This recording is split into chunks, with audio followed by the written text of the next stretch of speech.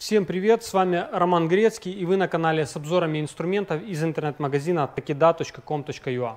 Сегодня у меня на обзоре одни из самых дешевых болгарок, которые можно купить в Украине, и также это одни из самых дешевых болгарок в нашем интернет-магазине. И это две болгарки от торговой марки Nova под диаметр диска 125 мм. Одна болгарка, это модель SK1150H профи написано. Ну, конечно же, это не относится эта болгарка к профи-классу, так для маркетинга здесь это написано. Это базовая модель с короткой ручкой, удобная для работы одной рукой. Никаких здесь нет ни плавного пуска, ни регулировок оборотов. Ну и за счет этого, соответственно, и цена самая дешевая. На момент съемки видео эта болгарка стоит 590 гривен. Вот здесь вот будет перевод в доллары.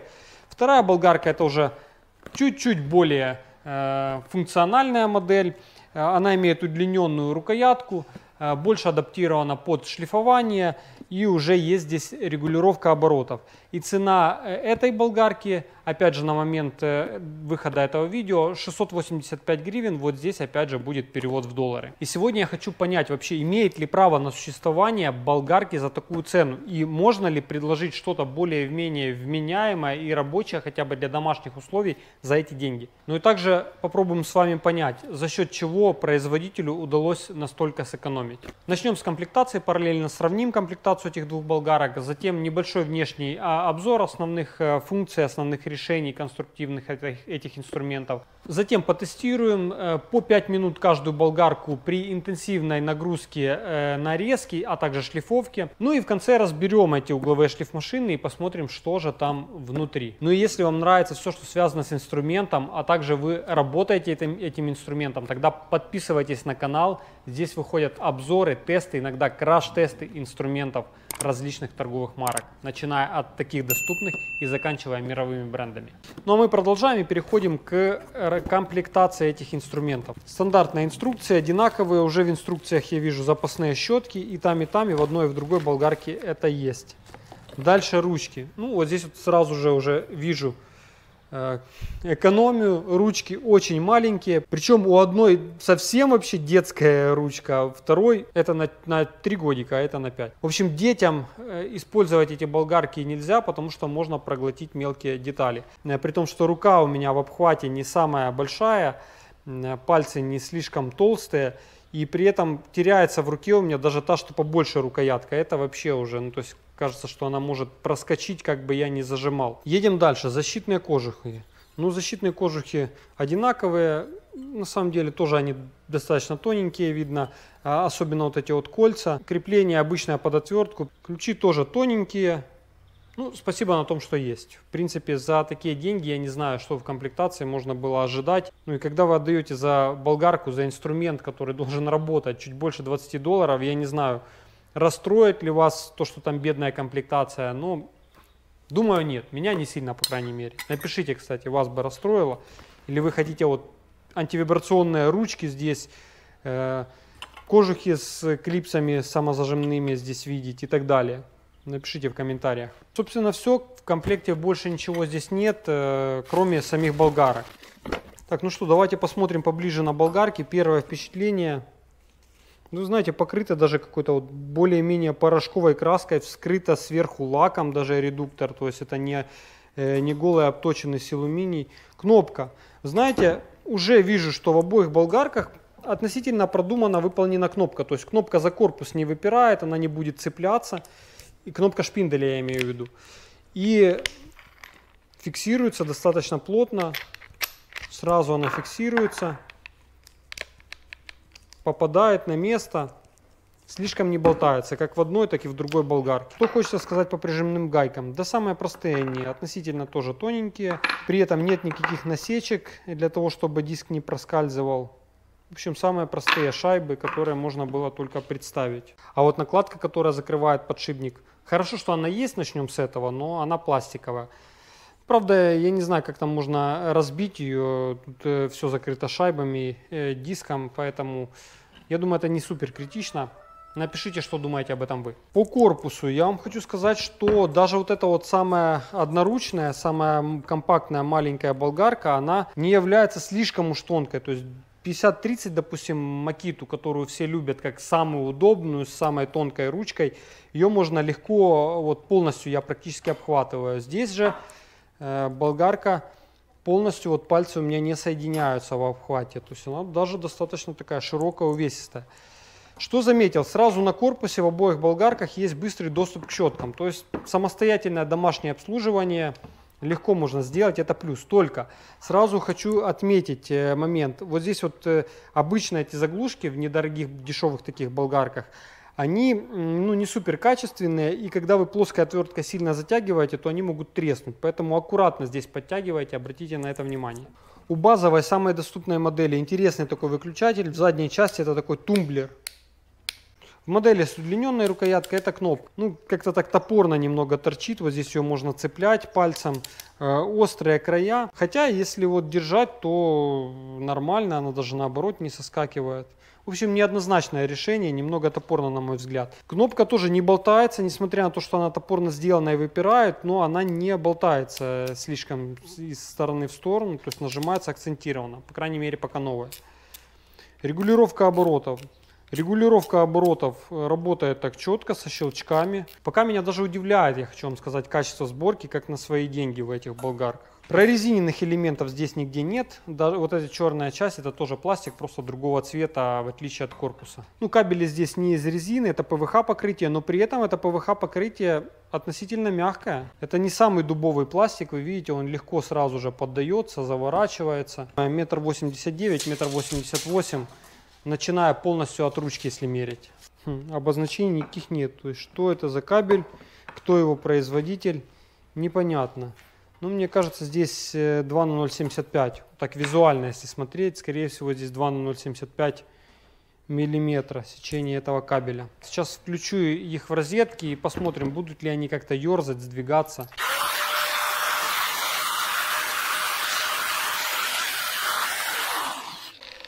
Да нет, вы знаете, лежат болгарки ровно и в принципе не чувствуется даже в руках, чтобы их как-то вело. Как вы услышали, здесь плавного пуска нет.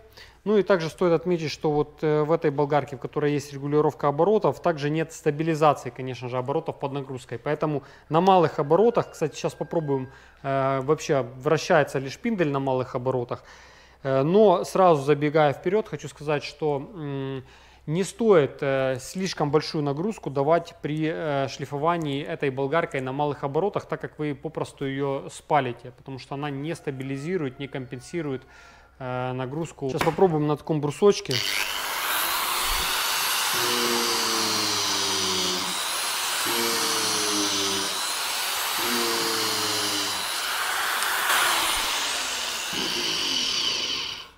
Ну, слышите, как только я прижимаю, теряет болгарка в мощности. Хотя, на самом деле, я думал, что будет даже более критично, потому что часто даже более дорогие болгарки с регулировкой оборотов, в которых нет константной электроники, стабилизирующей эти обороты под нагрузкой, то они даже легче останавливаются и практически даже не вращаются очень часто на малых оборотах. По 5 минут каждой болгаркой. Порежем, пошлифуем, поехали. Начнем с самой дешевой.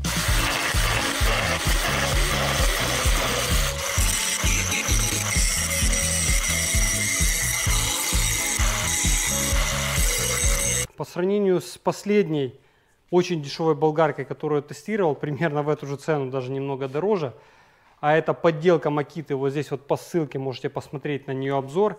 Эта болгарка, хотя и греется, но это греется она после того, как я хорошенько уже порезал и пошлифовал, при этом держать ее, ну, относительно возможно. То есть вот здесь вот я могу приложить руку, если сильно придавливать, конечно, тогда печет, да. Но если приложить просто руку, то руку держать я могу на ней достаточно долго. В отличие от того, как греется дешевая подделка на Makito 5030. Поэтому уже, судя по нагреву, судя по тому, как она работает, судя по тому, как она держит мощность, потому что даже когда я давил, болгарка мощность не теряла, в отличие от той же подделки 5030 Makito в одном из тестов на канале. То здесь мощность не так явно просаживается. И хотя, конечно же, 1150 Вт это, наверное, преувеличение, но около 700, наверное, Вт здесь реальных, ну, скорее всего, есть. Попробую на дереве на вязком материале попридавливать и попробовать утопить, задушить эту болгарку. Посмотрим, будет ли она останавливаться. Сейчас будет много дыма, но надеюсь, не из болгарки, а от дерева. Сейчас, друзья, посмотрите, как я давил. Я даже под дерево засунул диск, он вонзился, и при этом с двух сторон деревом, получается, был зажат и не заглохла, не остановилась болгарка. И это самая дешевая. Сейчас посмотрим вторую болгарку, которая немного подороже. Там уже еще и с оборотами поиграемся.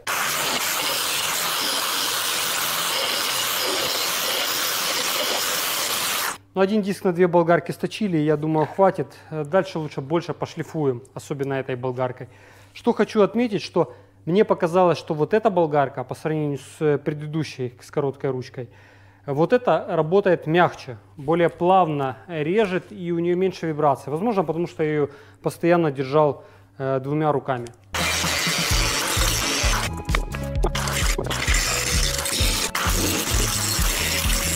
У этой болгарки чувствуется сразу, что запаса по мощности немного побольше, чем в предыдущей. Я думаю, реальных ватт на 100 больше. Здесь где-то будет 800-850 ватт выдавать эта болгарка рабочей мощности. Потому что быстрее идет шлифование, легче, она быстрее обдирает, как-то более уверенно она шлифует. Предыдущая мне понравилась с учетом ее цены. Ну а это, наверное, еще больше. Мне даже кажется, вот она такая относительно массивная. Мне кажется, на нее можно даже и 150 диск поставить с кожухом. Ну и по идее она должна тянуть. Неплохо, как для ее цены. Ну что, последний суровый тест. Опять все дымит, но болгарки пока ни одна, ни вторая не задымилась. Это хорошо. Попробуем сейчас поставить на минимальные обороты. И вот это будет самое сложное.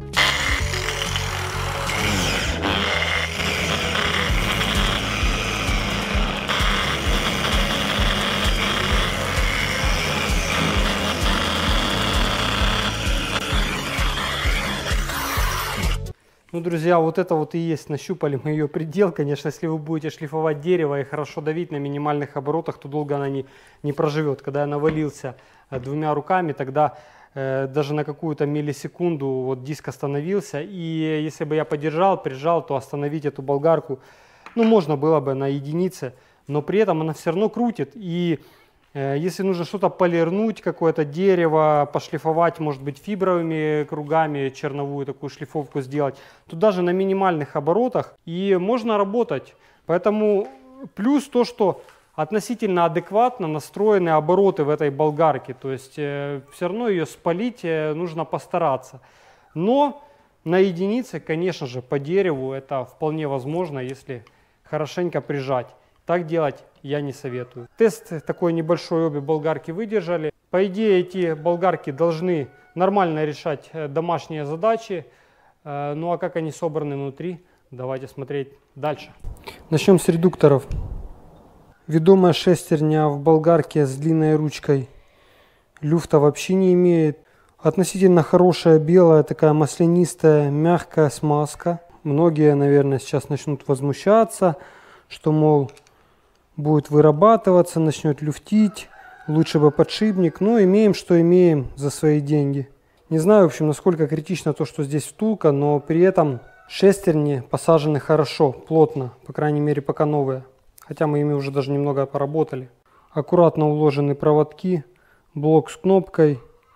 Все закрыто, аккуратно упаковано. 5 ампер на 250 вольт, 8 ампер на 130 вольт.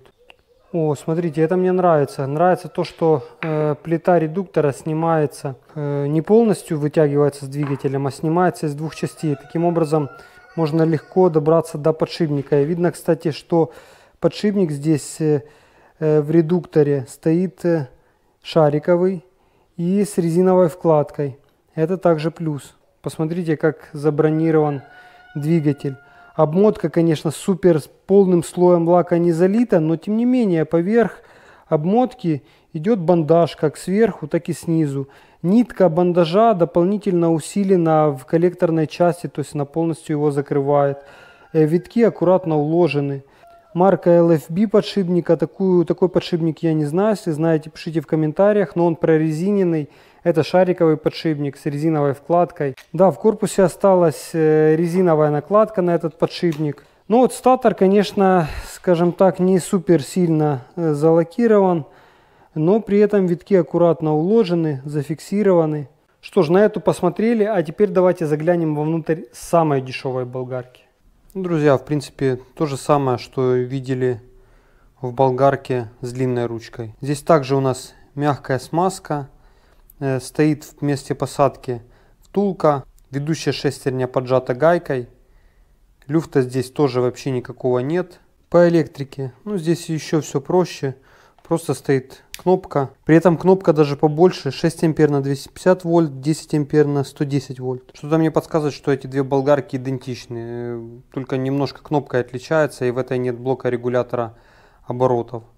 Видим, здесь стоит прорезиненный подшипник, это тоже плюс. Да, собственно, абсолютно все такое же. Тоже статор, витки уложены относительно аккуратно, но при этом слоя сплошного лака здесь нет. Ротор также забронирован и сверху, и снизу. Здесь даже сверху витки видно лучше пролачены, то есть сплошным такой карамелью не покрыты, но видно отдельные витки, которые блестят, соответственно, лаком здесь покрыто.